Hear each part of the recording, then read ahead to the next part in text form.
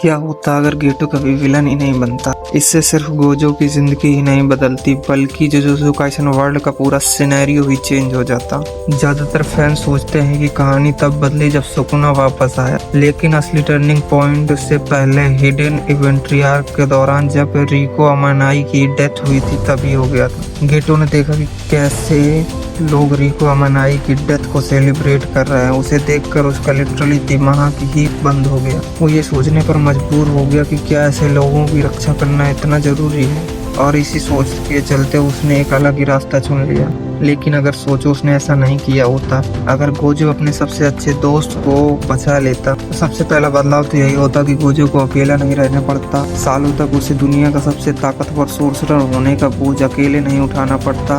गेटो और गोजो का Duo modern era के जुजुत्सु काइसेन का सबसे पावरफुल डुओ बनता।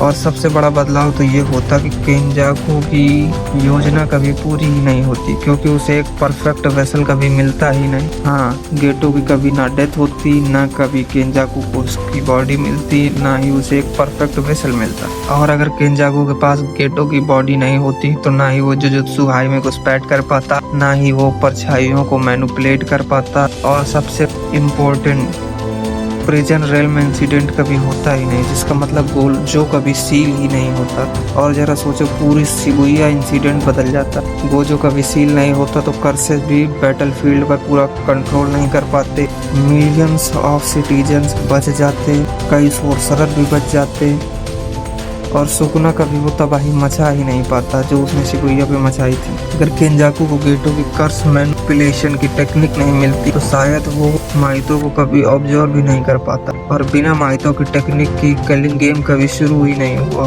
एक फैसला, एक दोस्ती, और बच जाती जुजुत्सु काइसेन की लगभग हर बड़ी से बड़ी इंसिडेंट। गेटो ने दुनिया को विलन बन के बर्बाद नहीं किया, उसने बर्बाद किया केंजाकू को मौका देकर। तो शायद जुजुत्सु काइसेन का सबसे इम्पोर्टेंट कैरेक्टर गोजो या सुकुना कभी था ही नहीं था, वो हमेशा से था गेटो।